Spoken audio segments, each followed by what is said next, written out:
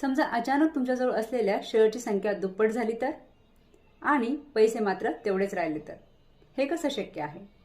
तर असं घडतं जेव्हा एखादी कंपनी बोनस शेअर डिक्लेअर करते. बघा, कंपनीला जर प्रॉफिट झाला तर बऱ्याचशा कंपन्या काय करतात, एक्झिस्टिंग शेअर होल्डरला बोनस शेअर देतात, तेही फुकटात. आणि ते ज्या रेशोमध्ये दिलेले आहेत त्या रेशोमध्ये तुमच्या शेअरची संख्या वाढते. म्हणजे एकाच एक जर बोनस डिक्लेअर केला तर तुमच्याजवळ असलेल्या एका शेअरच्या बदल्यात तुम्हाला परत एक शेअर मिळणार, म्हणजे तुमच्याजवळ असलेल्या शेअरची संख्या दुप्पट होणार.